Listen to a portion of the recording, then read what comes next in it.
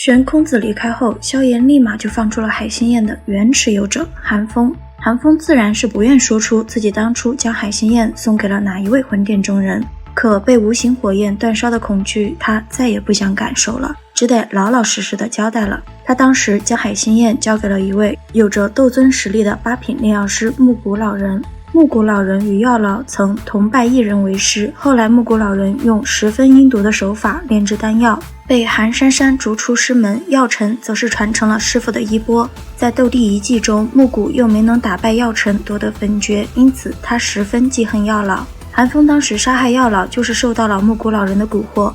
萧炎明白木谷老人一击未中，必定不会死心，不过他也没那胆子明目张胆的来，为今之计还是得先进入丹会前10，将3000焰炎火搞到手再说。理清思路，收回韩风的灵魂体后，萧炎就转身回房了。第二天，圣长老就来到了夜院，一是为了完成敲打萧炎不要搞事情的任务，再是暗示萧炎找到机会往死里整，三是告知萧炎只要去了丹塔，曹颖的魂手印就给他参悟。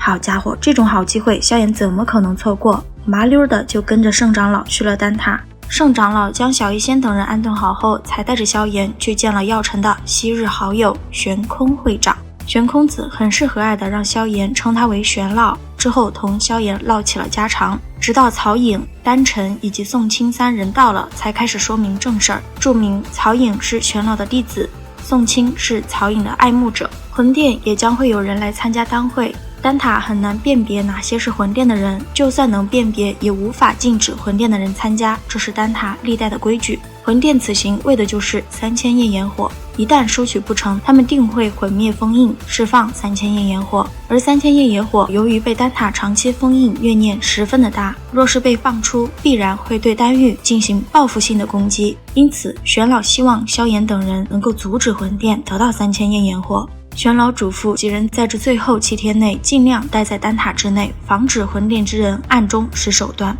萧炎几人自然是没有不同意的。玄空子随手取了一卷卷轴扔给萧炎后，就让几个小崽子滚了。该卷轴正是曹颖所修炼的那套魂技魂手印，该魂技是玄阶高级，共有3印，能够使人明白如何最大化的施展灵魂力量。身为修炼狂魔的萧炎一回到房间就开始着手研究该魂技，一直到丹会开始的前一天，萧炎不仅能够熟练掌握3道灵魂掌印，还感应到了灵魂屏障。知道短时间内不会再有大的进步了，萧炎就退出了修炼状态。刚推开门就看到了房间之外盘坐的小医仙，上次的事给小医仙留下了心理阴影，他再不敢离开萧炎太远，即便是现今身处丹塔。修炼好了？小医仙笑道。辛苦你了。萧炎也是一笑道，真要是谢的话，光这一点话可不够哦。小医仙道，随后像是想到了什么，突然就红了脸，立马转移话题道，你闭关期间那曹颖来找过你一次，不过被我阻了回去，你不会怪我打扰你的好事吧？萧炎先是一愣，随后就苦笑道，我跟他又不熟，能有什么好事？而且那女人也不是省油的灯，我也不想跟她走得太近。小医仙这才满意的点了点头，随后正想开口说点什么，叶虫、青兰与天火尊者就来了。叶虫给萧炎带来了2株万年青灵藤以及1枚血晶腰果。叶家当然是木有这么厚的家底啦，都是丹塔那边送过来的。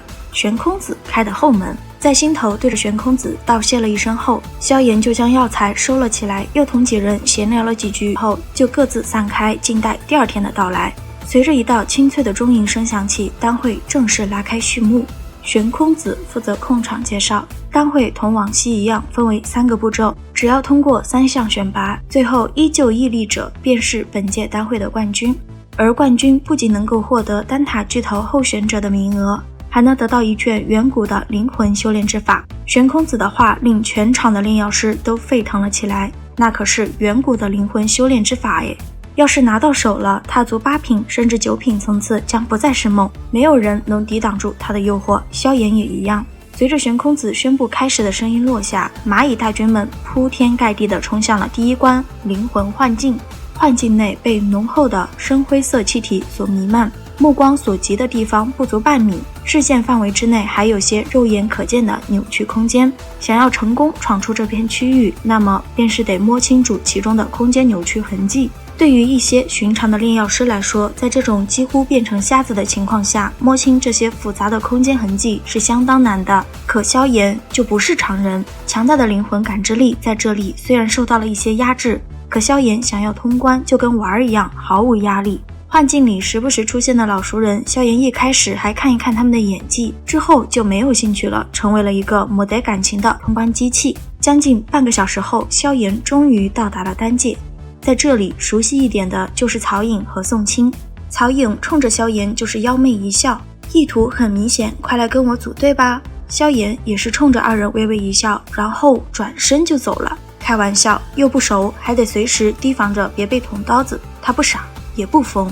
曹颖见自己百试不爽的招数几次在萧炎身上碰壁，鼻子都被气歪了，一口银牙也快磨平了。萧炎却是老神在在地研究起了通道前的奇龟老人。假寐状态的老者似是感应到了萧炎的视线，猛地睁开双眼瞥了萧炎一眼，之后有气无力地介绍起了规则。正式进入丹界前，每人都可以领一张任务药单、丹界的地图和一枚空间石，将药单上的药材收集齐全，就算顺利通关。地图有标识大概地点，空间石是用来保命的，不过一旦使用就视为淘汰，只有10天时间完成搜寻任务。了解清楚比赛规则后，就有人迫不及待地进入了丹界。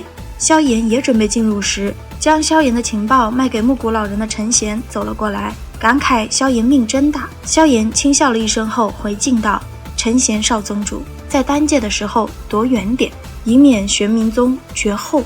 陈贤气死了，可现在不是动手的时候，撂下一句狠话就走进了空间通道。萧炎紧随其后，但却没能跟陈贤传送到一个位置。感慨了一下后，悬浮在半空的萧炎就拿出了药单，一边吐槽当会将参赛者当成寻找药材的苦力士，一边看自己的任务是什么。好在仅仅只有3种，分别是九星九叶枝、魔血灵果浆、生仙草。地图上也是有标注所在地，不过这任务真的像看起来的那么简单吗？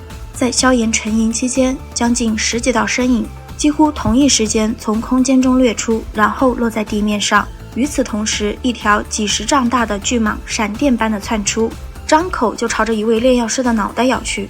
那名炼药师被吓了一跳，不过还是反应极快地轰爆了那巨蟒的脑袋。随后他就被一根金刚铁棍戳穿了胸膛，出手的是一满脸横肉的壮汉。那大汉一棍子将巨蟒击飞后，毫不客气地从巨蟒身下的沙丘里取出一块千年地黄金，众人眼红极了。那大汉却是脸色一沉，冷喝道：不想死就滚远点。那10几名炼药师怂了，看着远远退去的众人，大汉十分不屑的道：一群废物。之后他手中的地黄金就易了主，大汉瞬间就爆出了许多美丽语言，直到他看到了头顶上悬浮的那人。滚吧，萧炎道，悬浮等于对方至少斗宗，大汉打不过呀。恶狠狠地盯了萧炎一眼后，就带着一肚子的怒火走了。待他走远后，萧炎这才将千年地黄金收入纳戒，随后徐徐地落在地面上的那坑洞处。老实说，这千年地黄金虽然珍贵，但却并不足以让得萧炎太过上心。他真正感兴趣的是那更深处的东西。好了，本期分享就到此结束喽。视频都看到这里了，给牛奶点个赞吧。订阅了的朋友记得开启小铃铛哟，这样就不会错过牛奶的更新啦。感谢您的耐心观看，拜拜，下期再见。